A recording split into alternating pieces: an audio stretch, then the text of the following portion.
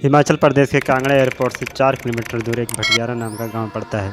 इसी गांव के मूल निवासी जय पठानकोट में रहकर इंजीनियरिंग की पढ़ाई कर रहे थे। एक बार इनका सेमेस्टर ब्रेक हुआ, तब इन्होंने सोचा कि क्यों ना बिना बताए घर जाकर सबको सरप्राइज किया जाए। पर इनको बिल्कुल भी अंदाज़ा नहीं था कि जो ये पठानकोट से इनके घर तक का सफ़र है ना, वो एक्चुअल में अंग्रेजी का सफ़र होने वाला है। यह एक ऐसे भयानक मंजर को फेस करने वाले थे जिससे उभरने में इनको 3 महीने से ज़्यादा का समय लग गया, और साथ ही इनकी ज़िंदगी में हमेशा के लिए कुछ पाबंदियां लग गई, जिसके बारे में आज आप वीडियो में जानेंगे। जय की कहानी मुझसे उनके कज़न सिस्टर किरण ने भेजी है, जिनके ईमेल का स्क्रीनशॉट आप वीडियो में देख सकते हैं। तो ये घटना है 2017 की। जय अपने गांव से इंजीनियरिंग की पढ़ाई करने के लिए पठानकोट गए थे, और एक बार जब इनका सेमेस्टर ब्रेक हुआ तो इन्होंने सोचा कि चलो घर चलकर सबको सरप्राइज़ दिया जाए। अब जो जय का गांव है भटियारा खास, वहां से पठानकोट की दूरी कोई 80 किलोमीटर है। अब उनके गांव तक तो कोई बस नहीं चलती, पर जो नियरेस्ट टाउन है उनके गांव से, उसका नाम है गग्गल। तो इनका रूट यही था कि ये पठानकोट से बस लेकर गग्गल बस स्टैंड पर उतर के वहां से जो भी शेयर टैक्सी वगैरह जो भी चलती है उसमें बैठ के अपने गाँव पहुँचते थे। 27 मार्च 2017 को जय पठानकोट बस स्टैंड पर पहुँचते हैं रात के 8 बजे। वहाँ से गग्गल बस स्टैंड की दूरी सिर्फ 75 किलोमीटर थी, और लगभग 3 घंटे का टाइम लगता था। इन्होंने सोचा कि मैं 11 बजे तक आराम से पहुँच जाऊँगा, और वहाँ से घर जाने के लिए कुछ ना कुछ तो मिल ही जाएगा। जय रात को 8 बजे बस बोर्ड करते हैं पठानकोट से, पर जय की किस्मत यहाँ पर सही नहीं थी। पठानकोट से गग्गल पहुँचने के बीच में जय की बस 2 बार ख़राब होती है, और इसी कारण इनको गग्गल पहुंचने में लगभग 2-2.5 घंटे लेट हो गए। रात के करीब 1:30 बजे बस ने जय को गग्गल बस स्टैंड पर उतार दिया। जय देखते हैं कि भाई आसपास कोई भी नहीं है, एकदम घनघोर अंधेरा, और रात के जो कीड़े होते हैं बस उनकी आवाज़ें आ रही थी, और ना ही वहाँ कोई बस, ना ही टैक्सी, ना ही बाइक वाला, कोई भी नहीं। जय को समझ नहीं आ रहा था कि यार मैं कैसे यहाँ बस स्टैंड से घर पहुँचूँ। एक बार तो इनके दिमाग में आया कि घर से फ़ोन करके किसी को बुला लेता हूँ, पर फिर इन्होंने सोचा कि रात के 1:30 बज रहे हैं, इस समय मतलब सही नहीं रहेगा डिस्टर्ब करना, और यहीं पर जय ने एक बहुत भारी गलती कर दी। ये डिसाइड करते हैं कि मैं इस गग्गल बस स्टैंड से पैदल घर जाऊँगा। अब जय थे तो पहाड़ी शुरू से गांव में रहे हैं, तो इनको आदत थी पैदल चलने की। 4 किलोमीटर का डिस्टेंस कोई बहुत ज़्यादा दूर नहीं था।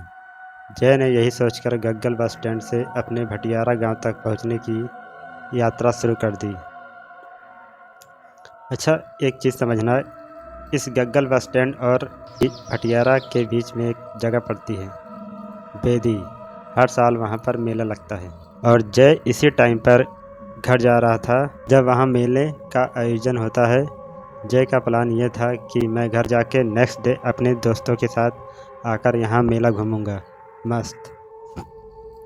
पर नियति को कुछ और ही मंजूर था। जय यहाँ पर अपना बैग पीठ पर टांग के गांव की ओर बढ़ने लगे। इस टाइम पर इन्होंने फ़ोन देखा तो फ़ोन की बैटरी मात्र 20% थी। इन्होंने अपनी गर्लफ्रेंड को कॉल किया। गर्लफ्रेंड को पता था कि जय लेट हो जाएगा, तो वह अभी जाग रही थी। जय ने बोला कि यार मेरे से बात करते रहे जब तक मैं गांव न पहुंच जाऊं। यह अपनी गर्लफ्रेंड से बात करते करते उस अंधेरी सड़क पर आगे बढ़ रहे थे। थोड़ी देर बाद जय उस बेदी वाली जगह पर पहुंचते हैं जहां हर साल मेला लगता था, पर इस बार जय पाते हैं कि वहां पर ना ही कोई मेले की दुकान है, ना ही कोई झूला, कुछ नहीं, सब कुछ बिल्कुल खाली सा। और जैसे ही जय ने उस मेले वाले एरिया को क्रॉस किया, इनको रियलाइज़ होता है कि इनके सर से 2 फीट ऊपर कुछ हलचल हो रही है। ऐसा होता है ना कि सूखे पत्ते में जब आग लग जाती है तो कैसे उसमें कड़कड़ाने की आवाज़ आती है, बिल्कुल वैसी आवाज़ जय को आने लगी। ये अपना सर ऊपर करके देखते हैं कि क्या है वह चीज़, पर ऊपर कुछ नहीं था। जय ने इस बात को इग्नोर किया और अपनी गर्लफ्रेंड से बात करते करते 100 मीटर और आगे चलते हैं, और तभी इनके कंधे पर एक राख का गोला गिरता है, और वो राख का गोला कंधे पर गिरते ही टूट गया एकदम। टूट के पाउडर जैसा हो गया। अब उस राख के गोले के गिरने की वजह से जय का ध्यान अचानक गया अपने कंधे पर और ये पाते हैं कि वह पूरी राख इनके कंधे पर फैली हुई है। यहाँ पर जय को पहली बार थोड़ा सा डर का एहसास होता है। जय को थोड़ा थोड़ा रियलाइज हो रहा था कि यहाँ पर कुछ सही नहीं है। ये अपना तेज़ी से गांव की ओर बढ़ने लगते हैं और कोई 20 कदम आगे चलने के बाद जय अपनी गर्लफ्रेंड से बोलते हैं कि यार सुनना, मुझे ऐसा लग रहा है कि मेरे पीछे कोई आ रहा है। जय को उस समय किसी बूढ़े आदमी के अपने पीछे चलने की आवाज़ आ रही थी और जय को ऐसा लग रहा था कि वो आदमी दर्द से कर्रा रहा है। साथ ही जो बूढ़े लोगों की लाठी लेके चलते हैं ना, जिसे स्टिक बोलते हैं, उस स्टिक के टक टक टक करके आवाज़ जय अपनी गर्लफ्रेंड से बोलते हैं कि यार मेरे पीछे कोई है, मुझे बहुत अजीब सी आवाज़ आ रही है। और उनकी गर्लफ्रेंड बोलती है कि तुम भगवान का नाम लेते लेते आगे बढ़ो, पीछे मुड़ के मत देखना बिल्कुल भी। जय 3-4 कदम और आगे चलते हैं, चल के रुक गए और ये जैसे ही रुके ना तो पीछे जो आवाज़ आ रही थी वो भी थम गई एकदम से। इन्होंने अपने फ़ोन की बैटरी देखी तो 11% थी। घर अभी भी कोई 2.5 किलोमीटर दूर था। इनका जय यहाँ पर डर के मारे एकदम तेज़ सांसें लेते हुए अपने कदम आगे बढ़ाता है। जय की गर्लफ्रेंड अभी भी फ़ोन पर थी और थोड़ी देर बाद जय ज़ोर से चिल्लाता है, एकदम से अपनी गर्लफ्रेंड को बोलता है कि मेरा पैर किसी ने पकड़ लिया है पीछे से, वो मुझे अपनी तरफ खींच रहा है, मुझे बहुत डर लग रहा है। तो उनकी गर्लफ्रेंड बोलती है कि तुम कोई मंत्र जाप करो, स्टार्ट करो, गायत्री मंत्र या फिर हनुमान चालीसा। पर जय की यहाँ पर हालत इतनी ख़राब थी कि उनको ना कोई भगवान का नाम याद आ रहा था और ना ही कोई मंत्र। वो बोलती हैं कि तुम अपने फ़ोन को स्पीकर पर डाल दो। पर जय यहाँ पर अपना सुध-बुध खो चुका था। अपनी गर्लफ्रेंड से बोलते हैं कि मुझे कुछ समझ नहीं आ रहा है, मैं क्या करूँ। तब उनकी गर्लफ्रेंड बोलती है कि उधर से मंत्र जाप करना स्टार्ट करती हैं फ़ोन पे। अब जैसे ही जय ने अपने फ़ोन स्पीकर पर डालने के लिए अपना स्क्रीन आगे किया, किसी ने जय के दाहिने कंधे पे हाथ रखा। जय थोड़ी कनखी से देखते हैं तो वो किसी आदमी का एकदम जला हुआ काला हाथ था। जय की हिम्मत नहीं हो रही थी कि वह उस हाथ को हटाए या फिर कुछ भी रिएक्ट करे। वह फ़ोन का स्पीकर ऑन करना तो दूर की बात, इनका सुध-बुध खो चुका था एकदम से। ये जैसे तैसे गर्लफ्रेंड से बात करते हुए खुद को धकेलते हुए उस जगह से आगे बढ़ रहे थे। इनको लग रहा था कि शायद इस जगह में ही कोई दिक्कत है। इनका जो पैर था ऐसा लग रहा था कि किसी ने एकदम ज़ोर से जकड़ रखा है। इनको खुद को धकेलना पड़ रहा था उस रास्ते में। 2-2.5 मिनट चलने के बाद जय की फ़ोन की बैटरी डेड हो जाती है। फ़ोन इनका बंद हो चुका था। अभी जय उस सुनसान रास्ते पर एकदम अकेले, ये अपने घर पर भी किसी को कॉल करके नहीं बुला सकते थे।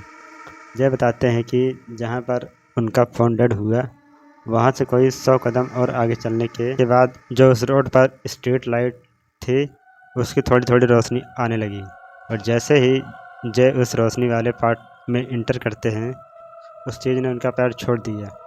यहाँ जैसे ही जय का पैर छूटा वह दौड़ के रोड पर भागने लगे। अभी जय भागते हुए मेन रोड पर आ चुके थे। उस मेन रोड से जय के घर की दूरी 1 किलोमीटर थी और यहाँ पर किस्सा बद से बदतर होने वाला था। जब जय को रियलाइज़ हुआ कि उस चीज़ ने मेरा पैर छोड़ दिया है, थोड़ी सी मैं रोशनी में आ गया हूँ। ये आराम से चलते हुए गांव की तरफ बढ़ रहे थे और तभी जय पाते हैं कि इनके सामने से काले चिड़िए की एक झुंड आ रही है और एकदम तेज़ी से इनके तरफ आते हुए सर के ऊपर से होके गई। जय को समझ में नहीं आ रहा कि यार रात के इस टाइम पर चिड़िया कहाँ से आ रही है।